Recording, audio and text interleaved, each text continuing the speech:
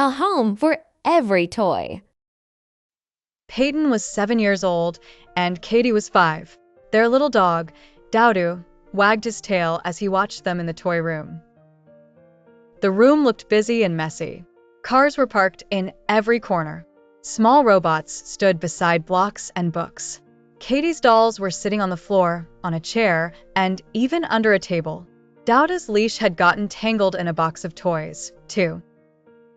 Peyton smiled and said, "Let's give every toy a home." Katie clapped her hands. Yes, a home for everyone. First, they made 3 piles. One pile was for cars and robots. One pile was for dolls and soft toys. The last pile was for games, books, and blocks. Doudou sat very still, as if he was the toy room helper.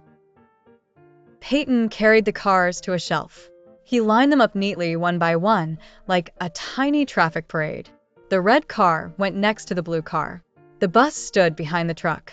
The robots found their place beside the cars, as if they were guarding the garage. Katie gathered her dolls. She placed the biggest doll in the basket first, then the smaller ones around it. She tucked the soft bear beside them, so they could all sit together.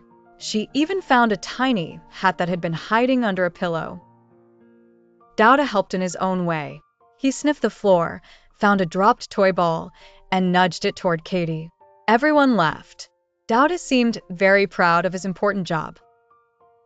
Soon, the room looked brighter. The floor was clear. The boxes were closed. The shelves were full, but not crowded.